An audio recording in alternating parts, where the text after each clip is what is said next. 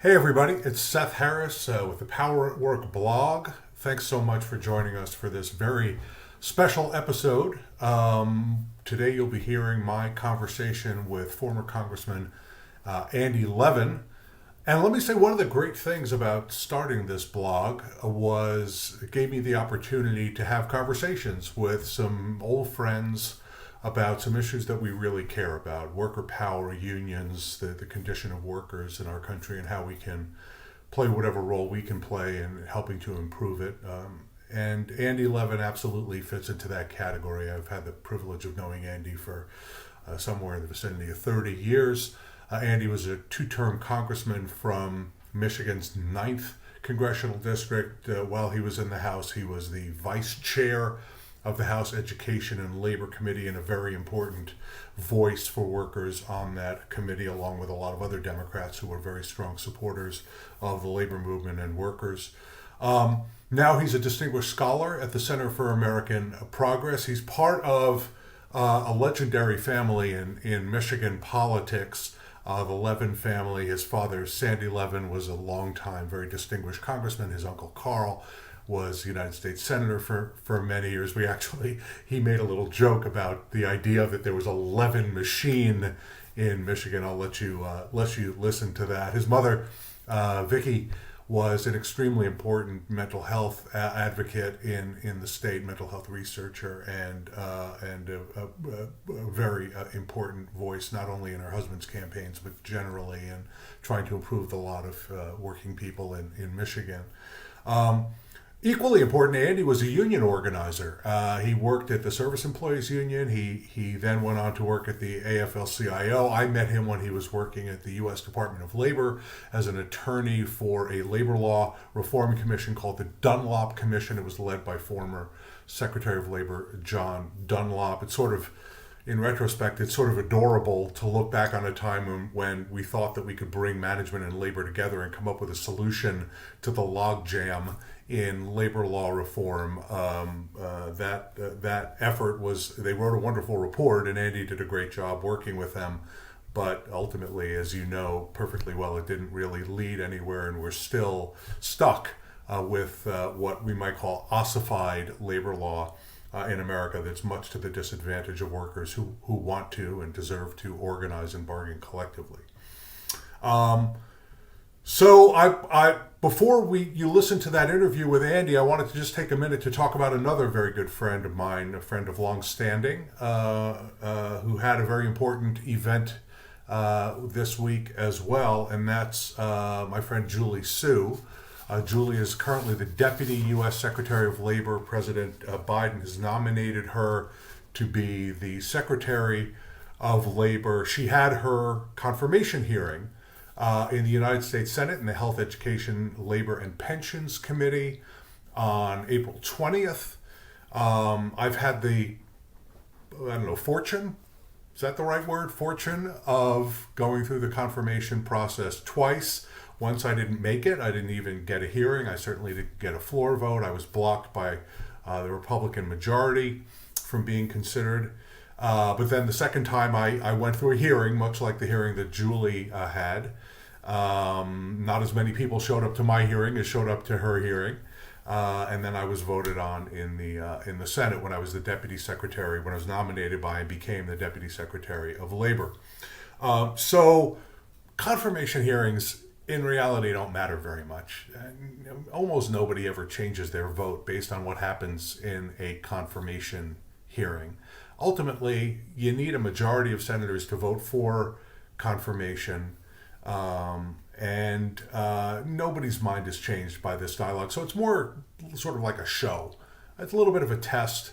It's a skill set that I guess you have to have if you're going to be in a cabinet level position or a senior sub-cabinet level position. You have to be able to answer questions at Congress. You have to be able to communicate the agenda very clearly. You have to be able to parse your words carefully and not say anything explosive or outrageous. So I guess it's part of the job, but as I said, I don't think anybody ever changed their mind. So the best piece of advice I got when I was going into my confirmation hearing from a friend who had spent a lot of time working on Capitol Hill was, keep in mind that this hearing isn't about you, it's about the senators. And they don't want to hear you talk. They want to do the talking. And so try to give them as much space to do that as possible. That was a terrific piece of advice, because what happens more than anything else is the senators give speeches. They ask questions that really are speeches. They're not really listening for your answers, most of them. Maybe the friendly senators are listening. They're trying to help you along, and they're trying to be as supportive as they possibly can. But it's not about the merits of what you say. In a sense, it's not even really about the merits of the candidate. And and if this were a decision on the merits of who should be the Secretary of Labor, absolutely no question, Julie Su would be confirmed unanimously by the United States Senate. She is one of the best qualified candidates for Secretary of Labor. In my time working with Secretaries of Labor, I've worked with numerous Secretaries of Labor going back to the early 1990s. I worked with Bob Reich and Alexis Herman. I worked with Tom Perez and Hilda Solis and Marty Walsh. And Julie is a terrific candidate. She's, as I said in the New Republic this week, she's a genuine expert on the substance of doing this job. She's an expert on labor standards. She's an expert on unemployment insurance, on workforce development, on safety and health. She's lived this, and the reason that she's an expert in those things is because she ran the second largest labor department in the United States, the California, they don't call it the Labor Department, but that's essentially what it is. Second largest after the U.S. Department of Labor. But equally important, for the last 2 years, she's been in the U.S. Department of Labor as the deputy. She knows the place inside and out. She knows the policy. She's a very effective advocate for the Labor Department's role in a lot of these policy issues. I've worked with her when I was in the White House. I worked very closely with her. She's terrific. And not just on paper, but in reality, in the real world, Julie Su is an outstanding candidate for Secretary of Labor. And I don't want to shock any of you by saying this, so sit down and hold on to something, because I'm going to tell you something that I know is going to be appalling to you. Sometimes in Washington, decisions are not made on the merits. Give you a chance to recover. You okay? Okay. Sometimes decisions are made based on the politics. Now, the Republicans in the Senate have made the decision, perhaps because Julie is such a fantastic candidate and will be immensely effective on behalf of workers and the mission of the Labor Department, that they're all going to vote no.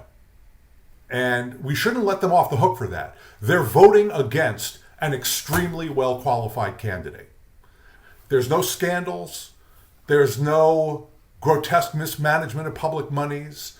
There's no beating up on staff. None of that. There's no excuse like that for voting no. It's all because Julie cares about workers, knows about worker rights, knows about how to vindicate worker rights, and because she's affiliated with the most pro-union president in history. And so they're all going to vote no. And let me just say, we should never pretend that that's the right thing to do, or that means it's all about the Democrats. It's not. Those votes are wrong votes, unjustifiable wrong votes.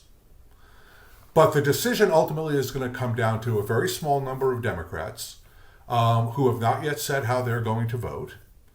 And it's essentially 3 Democrats who are currently up for re-election in 2024. One is Senator Joe Manchin of West Virginia. Another is Senator Kyrsten Sinema of Arizona. She's an independent, not a Democrat. And then Senator John Tester of Montana. It's possible that Senator Mark Kelly of Arizona also gets involved in this. He in the past voted against a Democratic nominee for a very important Labor Department position. Another friend of mine named Dave Weil, who was the nominee for the Wage and Hour Administration. Senator Kelly voted against him and helped to defeat David's very appropriate and well-qualified nomination.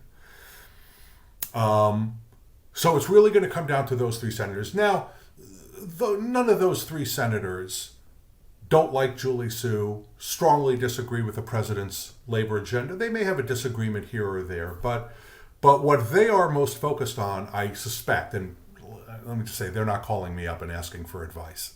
They're not. Trust me. But what they are looking at is the success that the business community may or may not have in portraying Julie as a crazy left-wing lunatic activist And then can they associate those three senators with Julie and therefore threaten their reelection efforts? Because for all three of them, it's going to be a tough reelection. Probably most for Senator Manchin, maybe Senator Sinema as well. I think probably of those three, least for Senator Tester. But it's going to be tough. Montana is not an easy state for a Democrat to win in. And so the business community is running advertisements about how horrible Julie Su is. They have a website, they have a Twitter account, they're attacking her.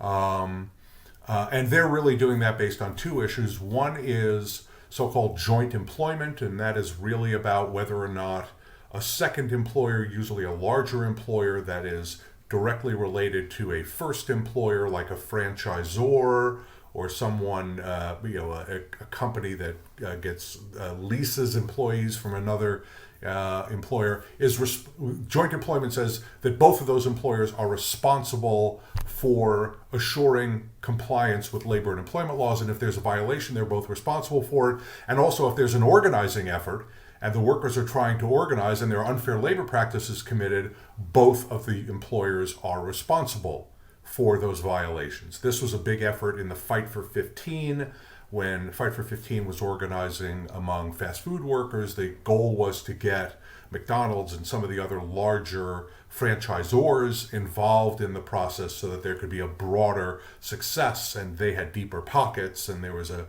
strategic effort to get them involved because that made it more likely you'd organize more workers. The second issue is the question of who is an employee and who's an independent contractor. If you're an employee, you're covered by labor and employment laws. Your taxes are paid at least in part by your employer. If you're an independent contractor, you're all on your own for your taxes, and essentially all labor and employment laws don't apply to you. You're not protected by them. You can't organize a union. You don't get the minimum wage necessarily. You don't get overtime protections. You don't get anti-discrimination protections.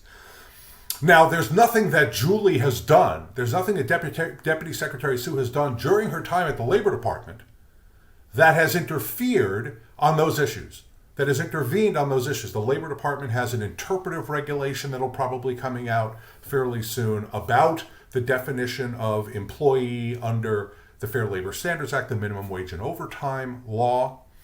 But that's not, Julie doesn't own that process. And also, it's going to be a very moderate regulation. It's not a revolutionary, scary, unbelievable thing that's going to shut down tens of thousands of businesses across the country. Although to hear the business community talk about it, that's what you would think. It's really about Julie's role in California when she was the labor secretary there. And the legislature passed a bill called AB 5, Assembly Bill 5, which essentially changed the definition of employee to a very, very, very broad definition of employee. It's called the ABC test for the cognoscenti who I know look at this blog. It's called the ABC test. It's very difficult for workers to be excluded from the definition of employee unless they're genuinely independent businesses. And Julie administered that. She was involved in the debate. She was a supporter of AB 5. And then there was Proposition 22, which was put forward by the online platform companies, and that carved them out of AB 5. And let me say there were lots and lots of carve-outs from AB 5. But Julie was an opponent of Proposition 22, as were many, many, many worker advocates, as was Governor Newsom. And that's what they're focusing on. They're trying to make an example of Julie on those issues. And they're trying to put pressure on those three senators to get them to vote no on those issues and on just generally that Julie, I don't know, is a female Vladimir Lenin or Che Guevara. I don't know what it is. And I'm sure the fact that she's a woman of color is a part of the quiet part of the advocacy here. Her pictures are featured in some of the advertising, as you might imagine. But that's really what this is about. Now, I don't really want to guess. I don't understand the politics of Arizona, West Virginia, Montana well enough to know how those senators are going to assess how things are going to come out. My fervent hope is that they will see that Julie is an exquisitely qualified candidate, will be an excellent leader, really knows what she's doing, that she will be in dialogue with them and other members of the Senate about policy, that she is right in the mainstream of the Biden administration on policy, that she is trying to carry out the president's agenda, carry out, live up to the mission of the Labor Department and make sure that everybody in the Labor Department is doing that which Congress has directed them to do, which is to enforce the laws that they've been asked to administer, to give out the grants that they've been asked to give out, and to do it in a responsible way. She is a responsible, high quality, high virtue, high ethics public servant, and I sincerely hope that they will vote yes in support of Julie Sue's confirmation. It's not just that I want my friends to succeed, it's that I want workers to have better lives. And I think having Julie Sue at the U.S. Department of Labor will help to affect that. So that's my rant of the day. Let me turn you over to my discussion with the great Andy Levin from the state of Michigan. And see you briefly after the interview. Thanks. Thanks a lot for being here. I really am grateful. I've wanted to have this conversation for a long time. It's sort of like a continuation of a 3-decade-long conversation. So let me start with this. Without going through the entire biography, I've never asked you this before, but when you're Sandy and Vicki Levin's son, which you are, is it just inevitable that you're going to end up being an advocate and an activist and in politics and in policy? So was it just like a straight path, or were there forks in the road where you were making choices along the way to end up where you are right now? Well, first of all, Seth, it's so great to see you. And I'm really happy to have this conversation with you. Great, Really. thanks. My big sister is a lawyer at the U.S. Department of Labor in the solicitor's office. The health and safety, agency is OSHA is her client. And my little sister works on policy. I guess she's technically in the private sector, but she helps do evaluations of government policy programs. And my baby brother, he really represents he works for all the childcare and early learning groups in Vermont in the state capital. So we all ended up like this. I would say, if you really want to know my personal path, I mean, being the oldest son and my dad having been, a state senator and then the 2-time gubernatorial candidate in Michigan and then at the USAID and in Congress, the path I didn't take really for most of my life was the idea of going into politics, narrowly running for office. And, I was a pretty radical kid. And I in particular, I didn't like 2 things about politics. I still don't like them. And that is the kind of compromise. I'm compromise. If you want to really fight for power, there's a lot of compromising, right? But the way in which I saw a lot of people in politics compromising in the way of like what do these people really stand for, And secondly, the money in politics. Yeah. And so, I went off and became a union organizer. And as you know, I lived my life in the labor movement, and then organizing for SEIU, and then working in the UAW Health Safety Department, then meeting you in the Clinton administration when I was a staff attorney for his Labor Law Reform Commission. So and then after that at the AFL-CIO. So I very happily did that. And later in life, I decided, I'm going to go into government in the state and then in Congress. And it was great, actually. But I think I'm curious about that turn, because this is a wrestling match I had with my parents, because my parents were sort of movement lefties back to the old days. Actually, my family going back to the old country. I mean, it was really movement left, really didn't like partisan politics. My parents were supportive of my involvement in, working on campaigns and supporting people, but it wasn't for them. So what was the turn that allowed you to say, I've been fighting for change in all these different ways, but I think politics might be the way to do it now? Well, so first of all, I have to say that the way my dad did politics and my uncle Carl, for one thing, people say, "Oh, the Levins of Michigan and all this," but they were the opposite of a machine. They put less than zero pressure on any of us to go into politics. There was no kind of preparing people or anything. And also, even though I disagree, we would disagree about issues, there was, I mean, their integrity was just simply never a question. I mean, it was almost a joke. They were so boring, they never did anything wrong. I mean, like, hey, let's have a glass of wine, come on, it's Shabbat. I mean, they they were. Is that, it's just out of curiosity, is that what accounts for a scandal in the Levin family, is having a glass of Shabbat wine, a I little know, thing?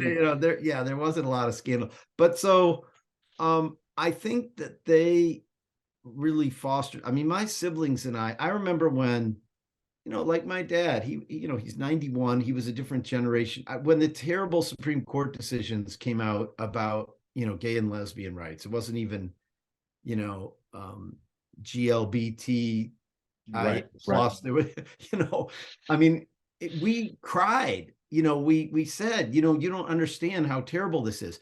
Or, about Central America, I felt like, he wasn't adequate. But this is the thing, that this kind of conversations we had, it was the stuff of our lives. And we all kind of depended on, I mean, that was just the oxygen we breathed. Yeah. So Yeah. really, for me, the turning to I'll tell you really what happened, Seth, is I got cancer at a very young age. Yeah. I I'm remember a that. two-time cancer survivor, and we knew each other well. I was 39.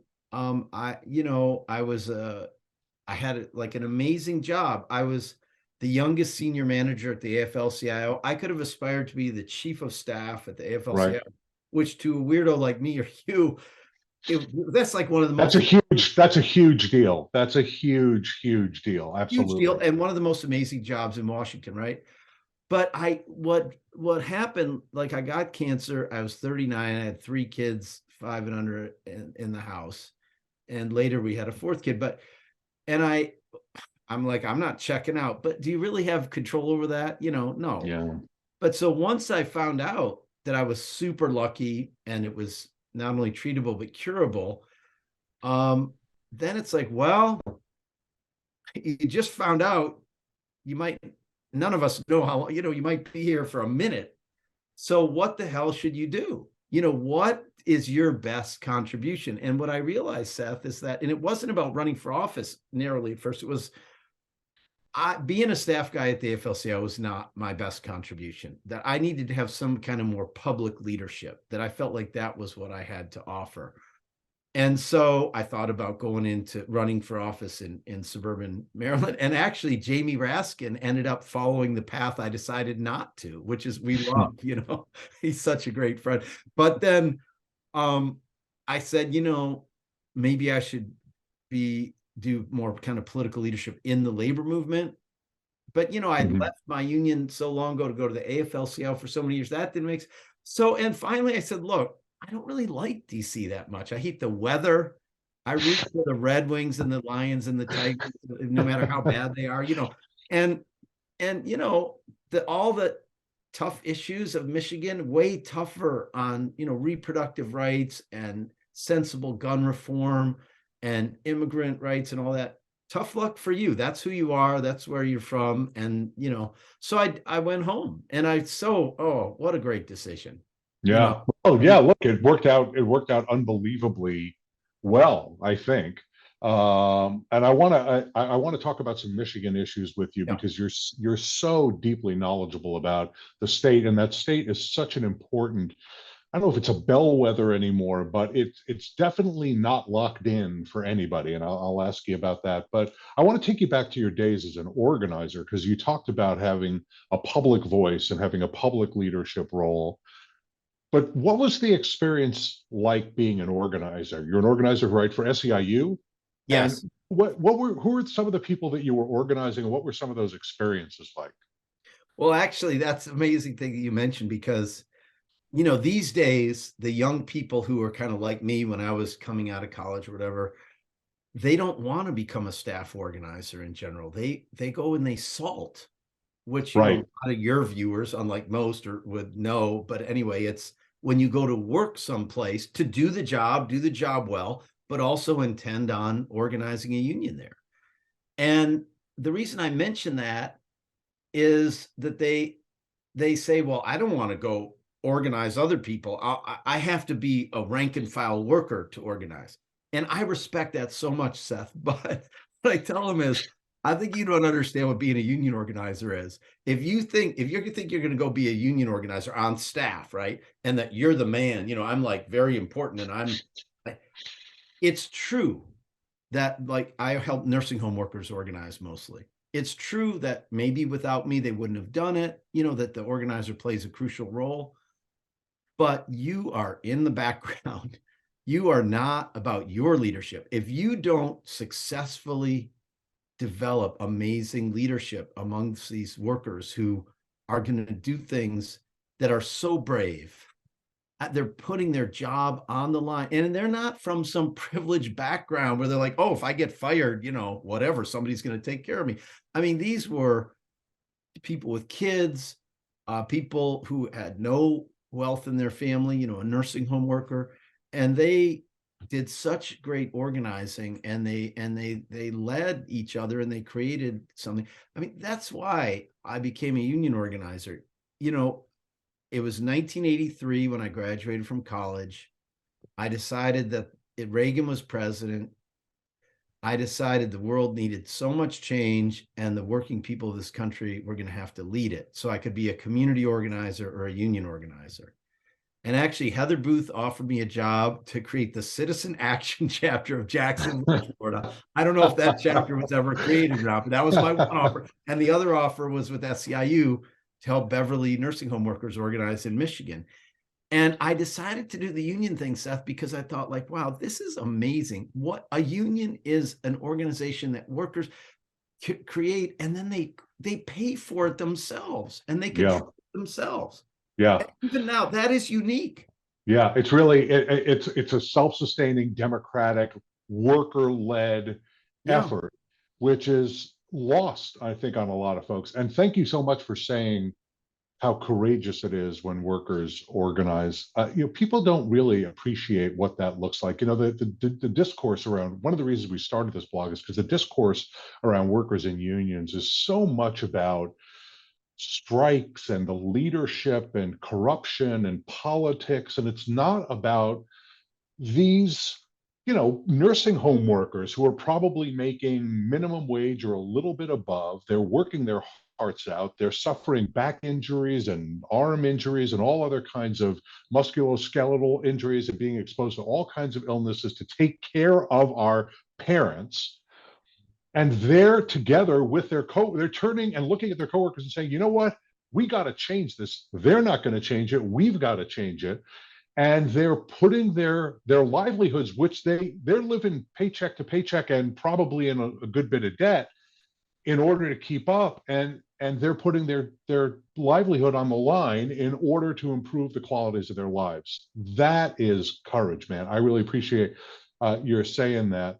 And can only say, you can't shout out Heather Booth enough for me. Heather Booth is fantastic. All right, but let me tell you another name. Let me tell you another name that nobody ever heard of, nobody ever heard of, just because you're making me think of this. My first campaign that, we won Shorehaven Manor in Grand Haven, Michigan, the very first nursing home that I organized, right? As your question is, the workers organized with a little help from me, right? Irene Podine. She was the leader there. No question. It wasn't and any sociologist would go in there, and they would, if they studied it, they would say, well, she's the leader. She had I think she graduated high school. I don't know for sure. She lived in a little house in Grand Haven. And, I had just gone to Williams College. So, supposedly this like fancy college, right? And she gave, what I concluded was that Irene Podine was smarter than the vast majority of people I went to that fancy college with. She didn't get close to any college. She was smarter and more courageous, and people followed her, because she had integrity and she had wisdom. And I met so many amazing American people, people like Irene, whose family had been here for generations, people who were immigrants themselves, and everything in between, who organized their, and you know what else? They weren't mostly doing it for themselves. Right. You know what they did? They were like, the supplies are terrible. They would say, like, if you take one of our washcloths or our towels, you can go like this and break it in half, because they just launder them till they're dust. And they're no good. When we filed for an election that first time, immediately the company got all new supplies. And the key, like, here's the little thing the organizer helps with, right? You won. You did that. Right. You did that, workers. I didn't do it. You did it. So I went and bought a pack of Camels. I never smoked, and I can't draw for shit. So excuse my French. So I cut out the camel and I made a little picture of it, a camel. And then I made a picture of like a speedy delivery truck. And it was before the union. It said Shorehaven, 2,000 miles. The supplies were on the back of the camel. And after the union, the speedy delivery truck was like overnighting the towels and the sheets and the anyway. You started out building memes even back then. Like, that would have been an Instagram meme today. Right. I guess so. I guess that's so. Great. All right. I want to transition. I want to talk about your home state a little bit, because unions are, I think it's fair to say, unions are really at the heart of the economic history, the political history, the human rights history of the state of Michigan. And not only did you grow up in the midst of it, and your family was in the midst of it, and you worked in the midst of it, but you actually were elected as part of it. I mean, you had a lot of support from the labor movement when you ran both times. So I want to talk a little bit about three important recent developments in your home state and get your reactions to them, because I think that they're pretty important. First Michigan issue. Your state legislature and Governor Whitmer have repealed your state's right to work law. Yes. What do you think that means for the labor movement in Michigan? Well, it's huge, and it means a lot for the whole working class of this country. I mean, we could clearly spend, and maybe you have another episode, we could spend the whole time talking about what I call right to freeload, right? It's funny. That was the headline. I wrote an article for the blog about it, and that's exactly what I called it, the right to freeload. One of the first things to say about it is that if you take all the public policy disputes, abortion, right? The pro-choice versus pro-life or reproductive rights, right?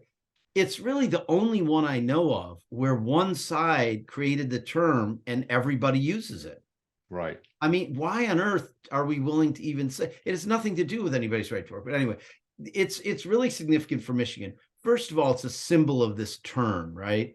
Michigan, for 40 years, Republicans have controlled either one or both houses of the legislature and or the governor's office, mostly all of it, all that time, mostly all of it or most of it.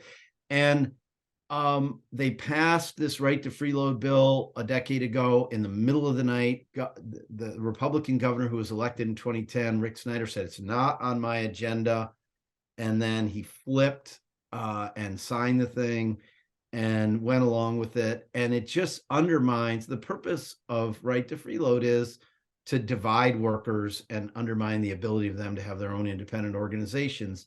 And so the fact that it's one of the very early things accomplished by this new Democratic legislature, House and Senate, and Governor Whitmer, and the fact that they were able to accomplish it, Seth, despite their very narrow majorities, right, is really important. And I think it's a signal to other states that let's get the ball rolling on repealing, these right to freeload laws that the majority of states have. So, And do you think that's going to happen? Do you think we're going to see some other states follow Michigan's lead? well, perhaps the most interesting, and we're all about the Midwest here and the Great Lakes states, um, Wisconsin obviously just elected a new a member of their state Supreme Court. The Supreme Court will look at the gerrymandering issues there. And if they can ungerrymander that state, which is as horribly gerrymandered as Michigan was before we passed a referendum, the whole reason that we have this trifecta is that in 2018, we passed the Voters Not Politicians referendum that ended partisan gerrymandering. It wasn't so great for me personally in terms of the congressional districts ended up. But oh well, it was really important that the legislature just became a fair playing field, and Democrats won a majority in both chambers. So, I think so. But it's also just important for Michigan, and the fact that employers and unions are again free to negotiate, that everybody covered by a contract, they don't have to join the union. The Supreme Court decided nobody was made to do that in the 40s. All the articles are wrong about so much of this, right? And no, they don't have to pay for the political activity of the union, because it was in the 70s that the Supreme Court decided that. Yeah. They just have to pay their fair share of administering the contract that benefits them equally. So I think that will, have an impact on making labor organizations healthier in the state and having less divisiveness amongst workers, and that's a good thing. Yeah, I'm looking at. I don't think it's going to be explosive growth, but I'm looking at some meaningful growth in Michigan. There was already been last year. There was meaningful growth in Michigan even before the repeal. So I think that that's going to continue, particularly with the UAW being more engaged and organizing. So I want to turn to the UAW. Yes, a union very, very well, hugely important in Michigan, but in a lot of other states as well. The UAW is organizing on the Northeastern campus right now. They're organizing the graduate students. So they just had an election, and President Ray Curry was very narrowly defeated by new President Shawn Fain. First ever direct election in the UAW rather than a convention or executive board election. And that election upset, and I think it's fair to call it an upset. Absolutely.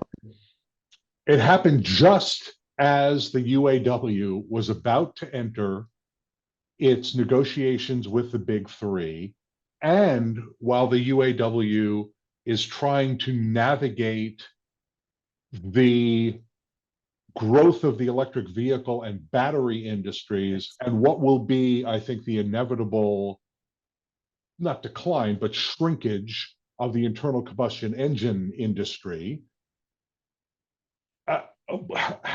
Help us put this all together. How does it all fit together, and where do we think this is going to end up? Where do we think the UAW is going to end up in all this?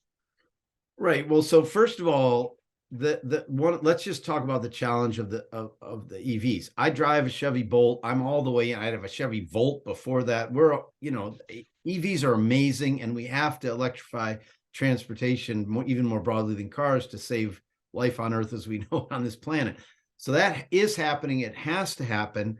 And I so appreciate President Biden's leadership on this and so forth.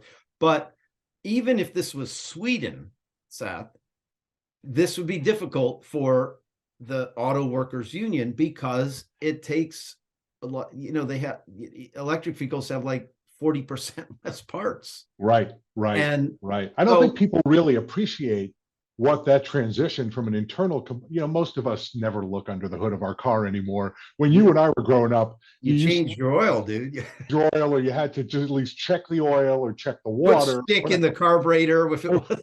Yeah, it's like, oh boy, we sound like a couple of old men sitting on a park bench grousing at the pigeons. But no one pops their hood anymore, so they don't really get a sense. The internal combustion engine is very, very, very complicated.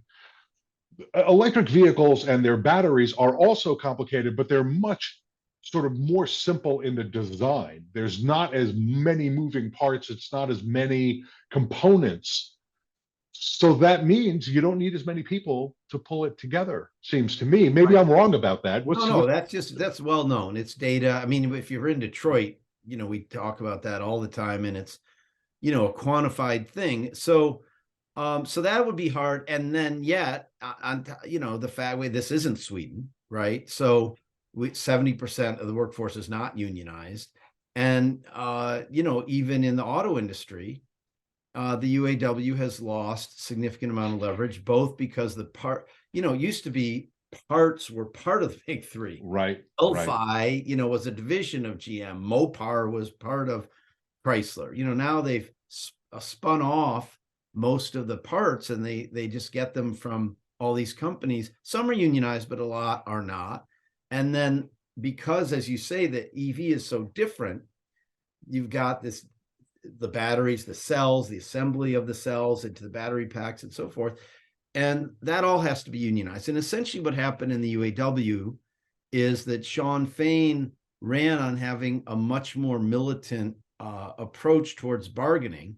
No, 2 tiers, no. Long-time temp workers, no.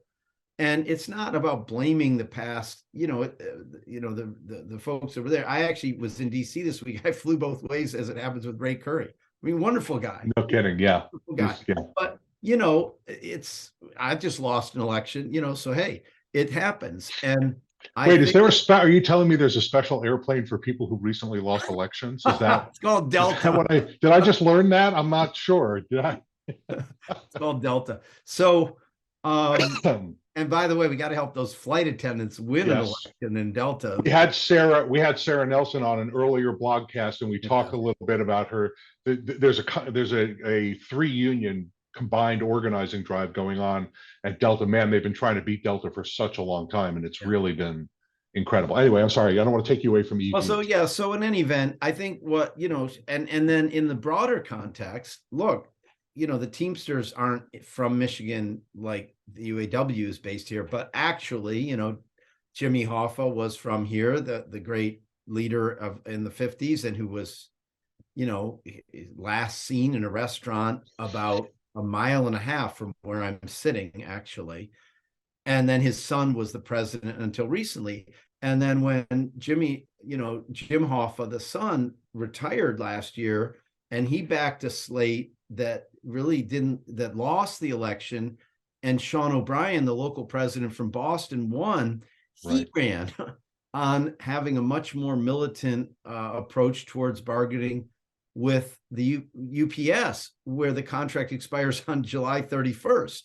Right. And then if you throw in the situation of 300 Starbucks stores having been organized, and they're nowhere near a first contract, and then the other new organizing that's happening, Seth, we are in a moment for the labor movement that we really haven't seen in a long time, where the failure in administration after administration to achieve fundamental labor law reform means that somehow the working folks of this country are I think really it's a little bit back to the future. If we get labor law reform, it's because, as in the early 30s, workers are just going to take it upon themselves to demand justice, whether they're in a very mature labor situation like UPS or the big three, or they're young baristas organizing and realizing, whoa, in this country, you don't actually have a right to get a contract under current labor law. So there's going to have to be a lot of turmoil, I think. And I'm very interested to see it. But buckle up for really intense bargaining with the auto companies, because play that. Your point about Sean O'Brien and Shawn Fain both making commitments in order to get elected, and also because I think they both clearly, sincerely believe that there should be no concession bargaining. They should claw back all the concessions from the past. There should not be multiple tiers. There are different issues for the UAW with the big three than Teamsters with the UPS. There are very big safety and health issues at UPS that they're going to be negotiating over. But coming in more militant is a starting place to some extent, the UAW needs to be able to be successful at these battery plants, these joint ventures where the big three Yes. are part of the company, they're not all of the company, and you have some foreign investors who are involved. I'm not sure, to me, militancy is a tactic. It's a philosophy, but it's also a tactic that you use if it's going to produce the desired outcome. Is that what's going to happen? Is Sean Fain pounding the table and taking a firm position? Does that mean the UAW is going to end up winning, or does it mean that 2023 is going to be as sort of a forge, a big conflict, a lot of turmoil, and then we don't really know how it's going to come out? Well, I certainly don't know how it's going to come out, but it goes back to kind of what we started the discussion with, which is, what is a union really? And what I think, Sean, and if you want to kind of keep these things, keep these different things in the discussion in a sort of a complicated way, you remember the 1997 Teamster strike at UPS. I would say it was the most effective strike of my adult life on a national scale in this country. And why? Because every bakery, every machine shop, every restaurant, every flower shop has a UPS driver who comes in, same person. It's a route. They have a relationship with them. And it was the summer, they're in their shorts, and they're in the heat of the summer. And the American people, the UPS drivers were in incredible solidarity. And the American people said, well, we know which side we're on. I'm on Fred's side, who comes in here Monday to Friday. And that was, so what Sean Fain is really pledged to do, or what he needs to do if he's going to be successful, but I think this is his strategy, is to engage the membership in the big three on a level that has not happened in a long time. And in bargaining, in preparing for bargaining. And that's what's happening at UPS right now. I mean, the Teamsters are having rallies, beginning to have rallies and events around the country. And I'm, trying to support them by, I can't talk directly to my former colleagues because there's a 1-year like contact ban, but I'm free to work on things, and other people can talk to them directly, right? And I think that what needs to happen in the big three bargaining is what needs to happen in UPS, as what needs to happen on whether there could be progress with any kind of first contract at Starbucks, which is such a tremendous solidarity of workers and an engagement that they're leading their own fight, and then them building support in the broader community from organizations, clergy, elected officials, everybody. So I don't know what's going to happen with big three bargaining, but I think the new folks who in charge of the UAW will be successful to the extent that they really get the members in a Kokomo plant, in Chrysler, in a Chicago plant, in Ford, all three companies, workers throughout the country in those plants really say that they can say what their bargaining priorities are, and that they say, I was in the session where we decided that, whatever it is, no more, temps can't be on for more than 90 days, whatever their demands are, right? Right. There's broad, if there's broad buy-in and activism, I think they have a chance of, and they're not going to win everything by any means, but they, I mean, Sean O'Brien of the Teamsters has gone out to the extent to say, we have to win a contract that makes Amazon workers want to run to join the Teamsters. Yeah, he's very focused. He's very focused very, on Amazon, and that's another piece that I wrote for the blog, basically talking about how the contracts that are under negotiation in 2023, and you listed some of them, but there are a lot more, are going to play a huge role in organizing going forward. Starbucks may be the premier among them. If they can get a contract of some kind, boy, that's going to send an immensely powerful signal. But it's going to be a major fight to get anything out of Howard Schultz and the folks at Starbucks. I want to pivot because I'm afraid we're going to be in hour 9 of this, and we won't have gotten through even my very short notes. So third Michigan issue. In the 2022 election, uh, three Michigan Democratic women running statewide absolutely kicked the hell out of their opposition. I mean, you know the numbers as well as I do. Governor Whitmer wins by 10 points. Attorney General Nessel wins by 9 points. Secretary of State Benson wins by 14 points. Joe Biden won the state in 2020 by 3 points. And remember, and you know this, I mean, my guess is you wake up screaming, thinking about this sometimes. Donald Trump won the state in 2016. Now, he just barely squeaked by. I think it was 0.3, something in that vicinity, 0.3%. So you, I don't know if people know this about you, but you represented the quintessential, the paradigmatic, if I can use big polysyllabic words, the big paradigmatic swing county of swing counties in Michigan, right? You were the congressman from Macomb County, birthplace of the Reagan Democrat, meaning white working class, middle class voters who opened their eyes to the Republican Party beginning in 1980 and have sort of swung a little bit back and forth. They're now, I think they talk about them now not as Reagan Democrats, but as Obama Trump voters. And so you've lived that. So let me ask this in the politest, most open-ended way possible. What the hell is going on in Michigan? What is going on politically in Michigan? Well, so, the red trending areas have continued to trend red. So, for example, the first district, which is the whole Upper Peninsula and the northern part of the Lower Peninsula, that Bart Stupak, you would remember, yeah, sure, Democrat represented, but he was that kind of, NRA member, not really pro-choice kind of Democrat that, kind of worked there. He actually, didn't he drive, wasn't he the leader in the amendment that took abortion funding out of the Affordable Care Act? Do I have that history right? Well, yeah, but he ended up having to vote overall for the Affordable Care Act, and then he retired. I mean, yeah, right. It didn't seem like it could work for him politically anymore. But so basically, the simplest answer is that the politics of abortion were an overwhelming factor in Michigan and elsewhere, and it continues to be.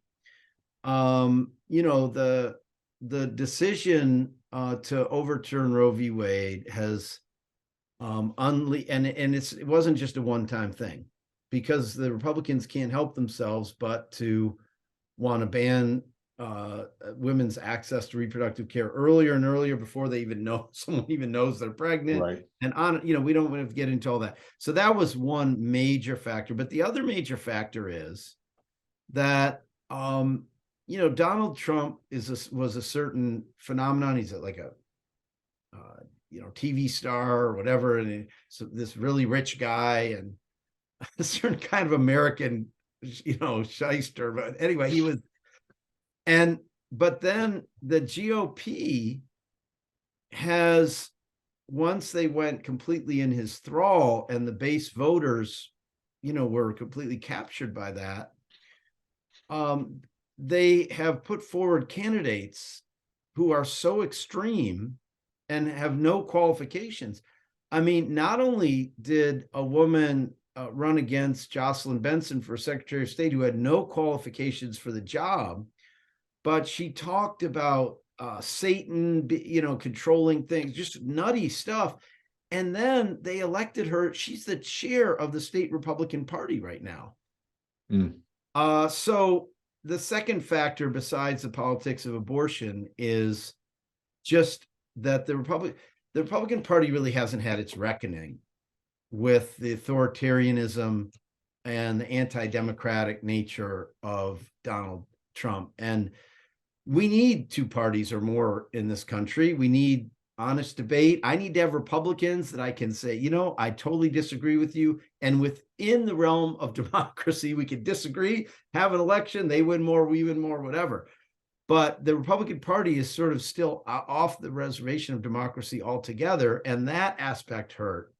But the third thing is, I could tell you about Macomb. Let's use Macomb County specifically. Yes, it's where the term Reagan Democrat was coined, but the working class is so much more diverse than people think.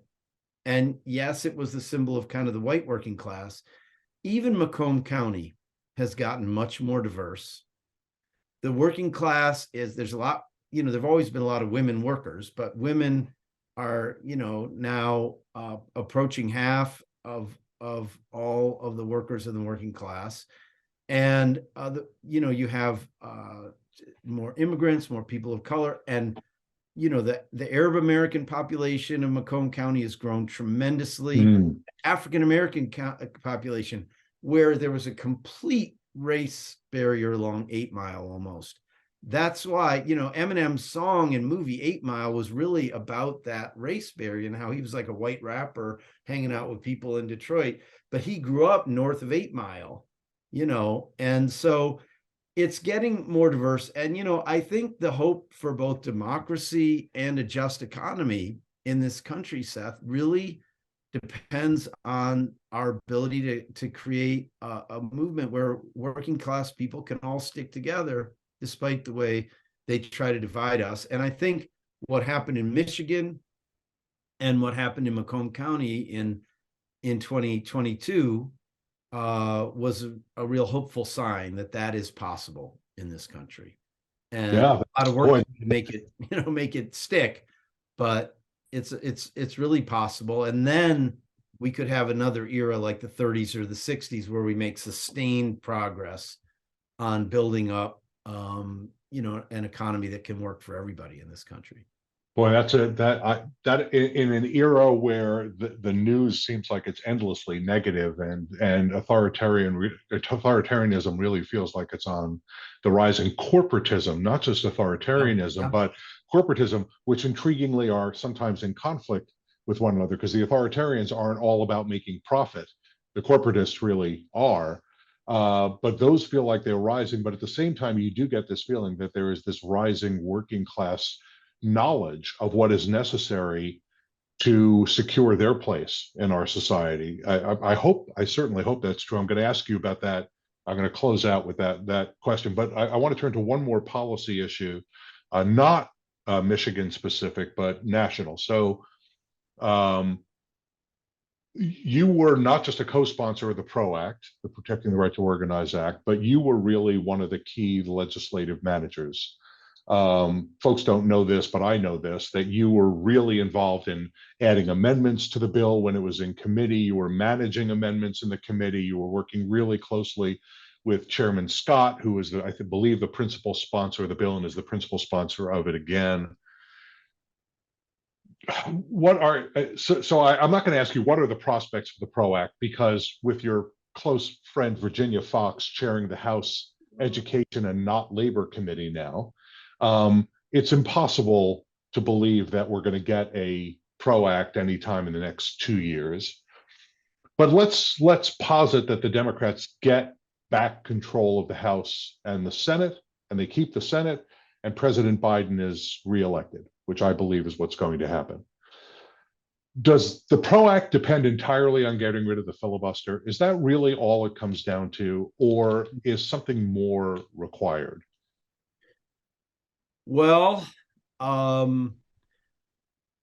do think getting rid of the filibuster is important for the health of American democracy, to pass the PRO Act and many other things, including sensible gun reform and other basic economic things. But I mean, if you look at it, Seth, Jimmy Carter had at least 2 years of Democratic majorities in both House and Senate. Bill Clinton did, Barack Obama did, Joe Biden did. And we didn't pass fundamental labor law reform in any of those times. Right. And there were, I have another question about this, but I was going to say, and there were real efforts. There was an effort in 1977, 78. There was an effort with the Employee Free Choice Act. The PRO Act is not new. The PRO Act has been, And every time it's failed. Although the PRO Act is more comprehensive than any of the others. Absolutely. And, Absolutely. but the Employee Free Choice Act was my life. I wasn't a legislative staff, but I basically, part of my era, 11 years at the AFL-CIO, I don't know, 3 or 4 years of it was creating and running the Voice at Work campaign to basically try to turn the right to organize and bargain into a human rights issue. And we crafted the Employee Free Choice Act and, whatever. But I'll tell you what I think. I don't have confidence that we're going to get fundamental labor law reform out of a lovely conversation between representatives and senators in the halls of Congress. I think history doesn't repeat, but it rhymes. I believe that, and we're not going to have the 1930s again exactly, but the core aspect of it that before 1935, a lot of the famous stuff happened after the sit-down strike in Flint in 36 and so on and so forth. But the CIO wasn't the Congress of Industrial Organizations. It was the Committee on Industrial Organizing of the AFL. Right. There was a lot of tension and labor movement over that. But it was there, and people were organizing on a scale that hadn't happened, and things were kind of out of control. And the Wagner Act, or the National Labor Relations Act, that passed in 1935, it wasn't some like, oh, FDR was such a saint, or he had such a great idea, or Senator Wagner. The bosses, the employers were like, whoa, this is out of control. We need some way to funnel this. And it was sort of a compromise.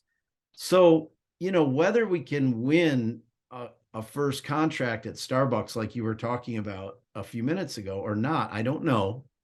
But at least we have to have a kind of grapes boycott kind of moment here of consciousness raising of politicians, the media, the polity at large, that, whoa, we're not going to have economic justice. We're never going to rebuild the middle class. We're not going to tackle wealth and income inequality unless we change this situation.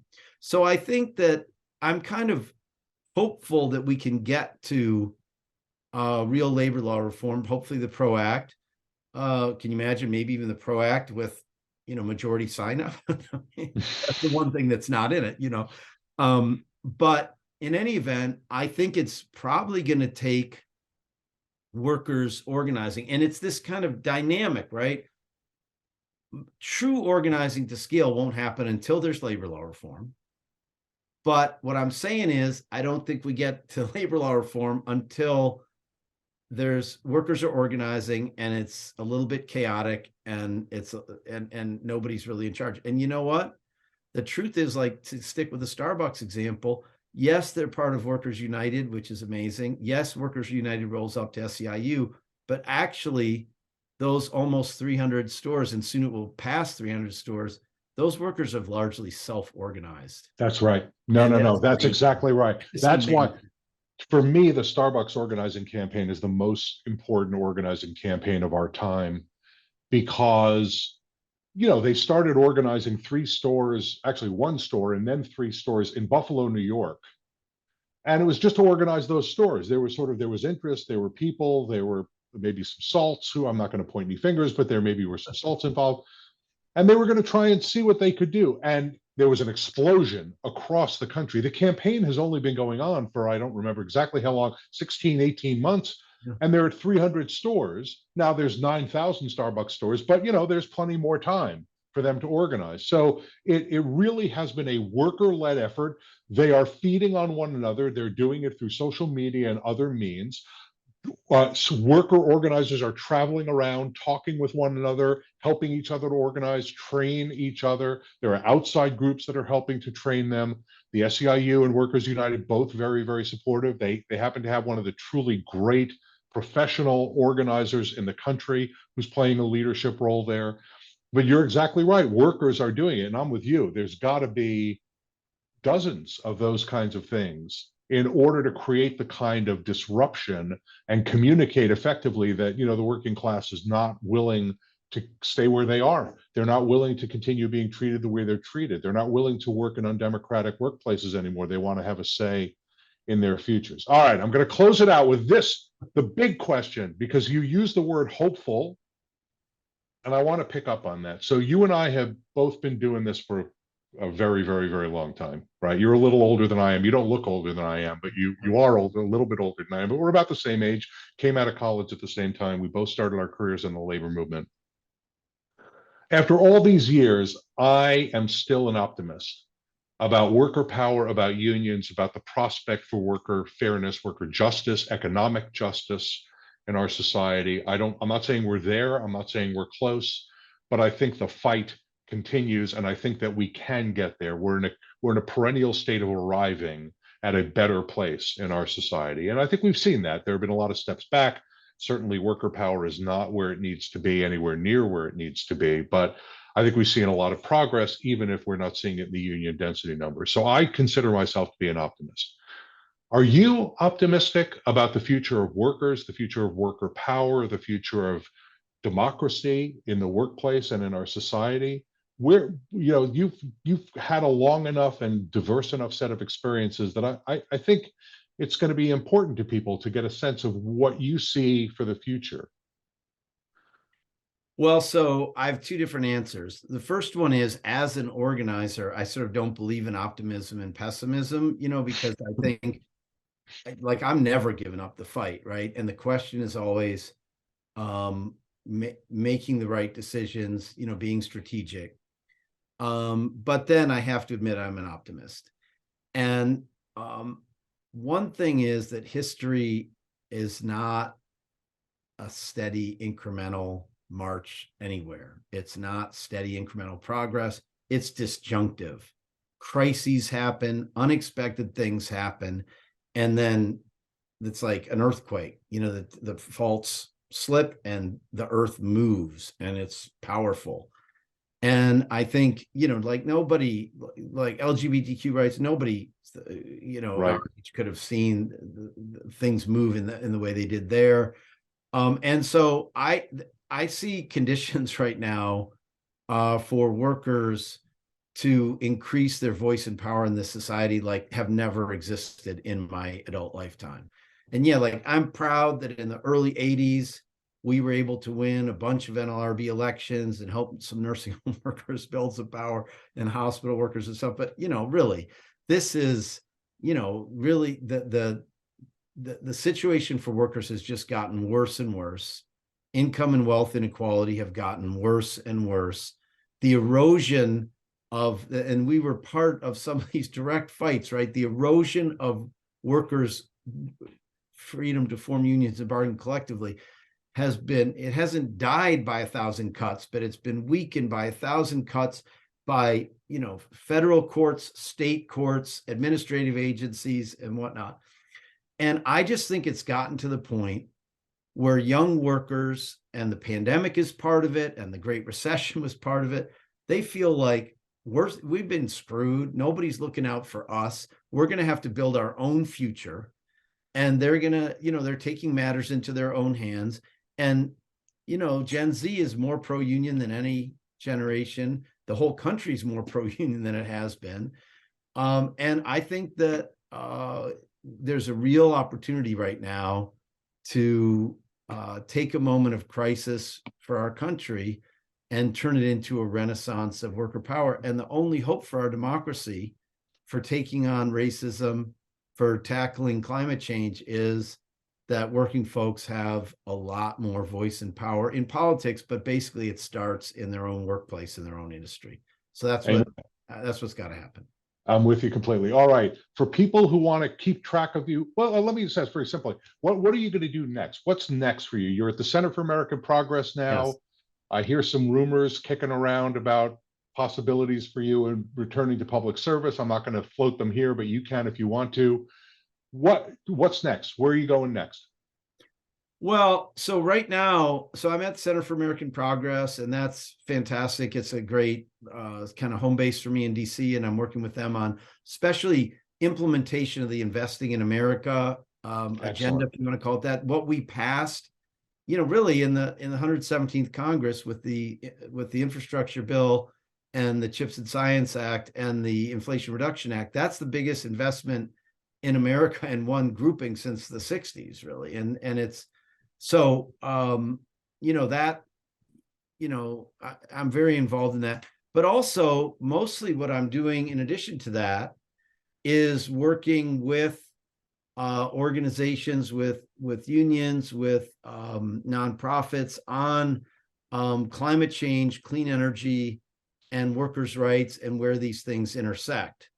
So whether there's a chance that I'll go back directly into government service or politics, but I'm not narrowly thinking about that right at this moment. I'm really enjoying the opportunity to assess what I think, it's almost like what we were talking about before. What's your best contribution?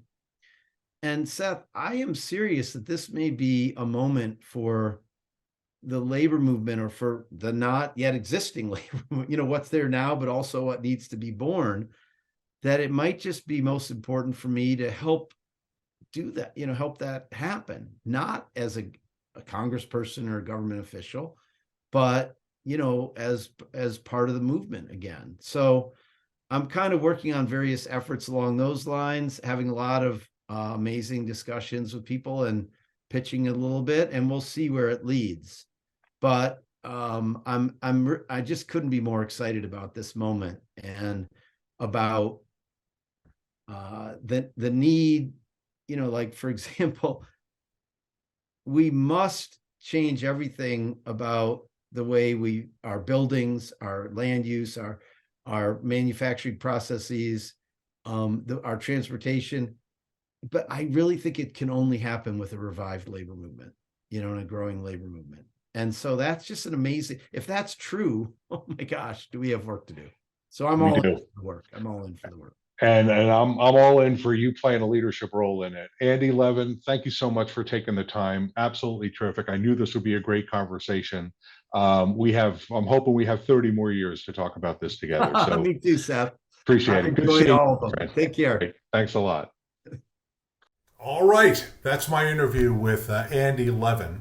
We've got a lot more of these terrific interviews and blogcasts coming up on the Power at Work blog, and lots of other terrific content.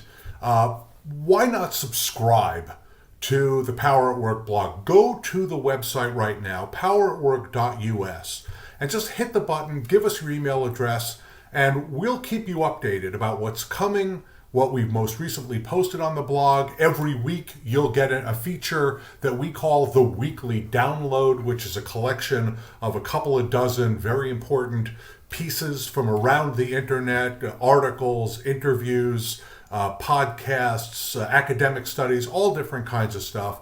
You can get that from us directly in your inbox.